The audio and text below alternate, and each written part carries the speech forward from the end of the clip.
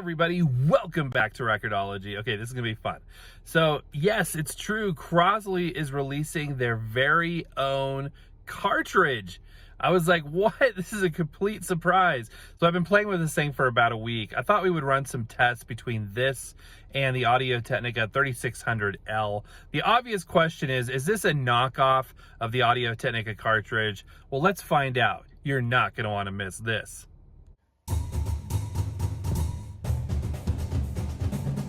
Welcome to Record-ology. So why in the world would Crosley come out with their own cartridge? I mean, they're using the Audio-Technica 3600L on a lot of their mid-range and upper-end units, and that's fine. It's a great cartridge and remains that way. So what is the motivation? By the way, here it is. This is the new NP15.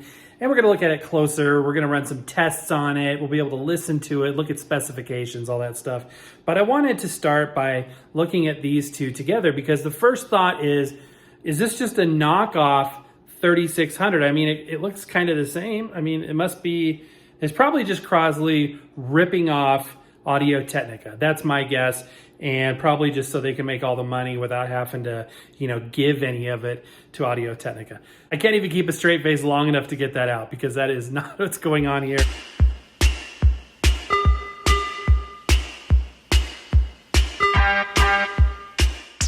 And Riga is not the only one to rebrand the AT3600L cartridge. There is also the Thorn's TAS257 cartridge, which they equip on turntables costing up to $1,500, the Stanton 300, which comes on various Stanton DJ turntables, and the Music Hall Melody cartridge, which you can buy for $75. I guess the extra $10 over the Riga Carbon is for painting the stylus black instead of white.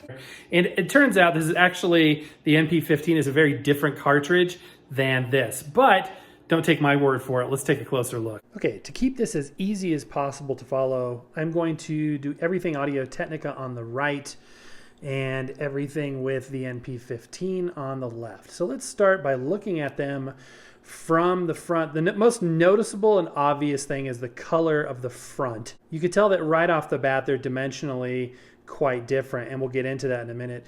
But why did they go with the same white color? It's actually kind of an off-white color. Crosley says they did this so that the color is neutral and will go with any finish on any turntable. I personally think this is maybe a mistake. I think they should have gone for an identifiable color that will help with that brand equity and help with them to be able to associate a certain colored cartridge with this new NP15. Let's look at these from the side. As you can tell, the main body is much more square and boxy and proportionate on the Audio-Technica. The NP15 is much more tall, and as we go around to the back, you'll see how much so. It's nearly double the height of the Audio-Technica on the right side. Also, you'll notice it's wired differently. It's wired, the left to right wiring is opposite that of the 3600. Let's look at the bottom. Obviously, you can see the Audio-Technica 3600 with its trademark carbon fiber cantilever, and you can see the white shaft of the generator there. Let's see if we can get a better shot of that. First, let's talk about the cantilever itself. The cantilever is black, it is carbon fiber, and you can see that it is sealed at the very tip. Okay, so there's the 3600 with the stylus removed. So the NP15 does not have a carbon fiber cantilever. It's got a presumably steel cantilever, and as you can clearly see, it is open at the bottom. It is not sealed. And the whole stylus housing, this gray plastic piece or this white plastic piece, is quite different from that of the Audio-Technica. So let's go ahead and remove.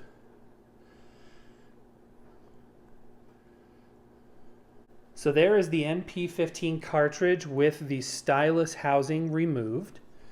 And for comparison's sake, I'm going to bring in the Audio-Technica again on the right. So the Audio-Technica on the right, the Crosley on the left. It's pretty clear to see this is a completely different cartridge. It's completely different, but it is interesting to see kind of up close Here are the insides of the stylus housing. You can clearly see the Audio-Technica on the right there with its dual moving magnet poles. And on the left, the Crosley does not have dual, it only has single. But the big thing is here, it's completely different design, a completely different stylus housing altogether. And from this side as well, it's pretty evident. But interesting, this is definitely a close-up view that not many of us get of these styli and cartridges that we use so frequently. Isn't it interesting when you replace the quote-unquote stylus of a cartridge, which would be this entire assembly, how much more to it there is that you're really replacing besides just that tiny, tiny, tiny point of diamond that's touching the record. By the way, both of these are going to be conical, so they are a rounded tip stylus, and they are both bonded, meaning that the little protrusion from the cantilever is in fact steel with a chip of diamond at the tip. They are not nude. That's as zoomed in as I can get, but you can see at the tip of the cantilever that little tiny spike sticking out. That is where the needle is bonded to. That is the needle itself, actually. So the diamond is bonded to a tiny, tiny, tiny steel shank. In a nude stylus, that entire piece coming off of the cantilever is made of diamond. Some people swear it sounds better.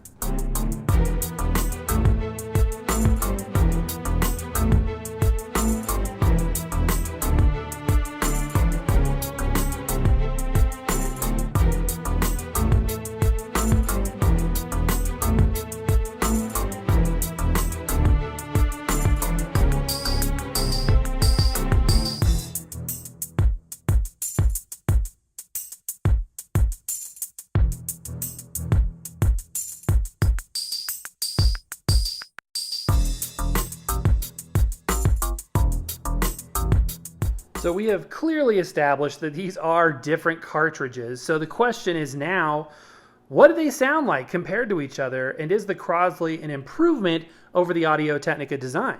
It's amazing how things look so similar from a distance, but so different up close. Again, keeping with a consistent approach, I've got two standard Crosley head shells, one mounted with the 3600 and the other mounted with the NP15.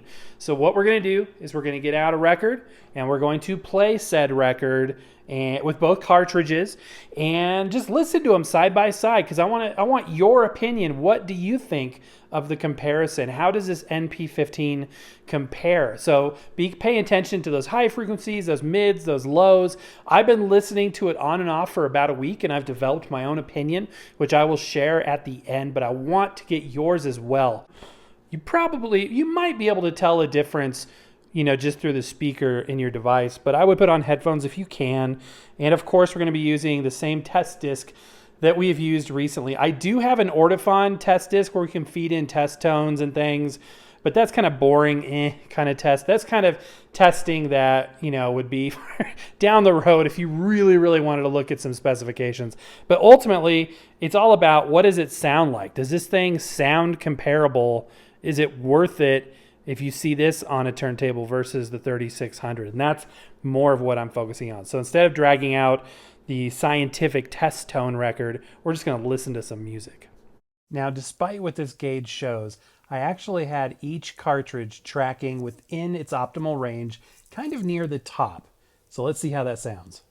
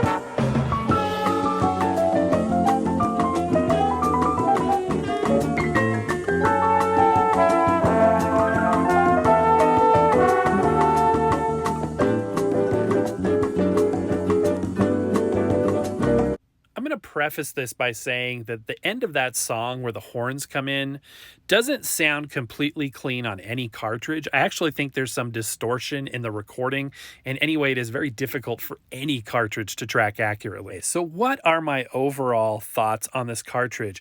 I think that compared to the Audio-Technica 3600, it sounds noticeably warmer, especially with those resonant lower frequencies.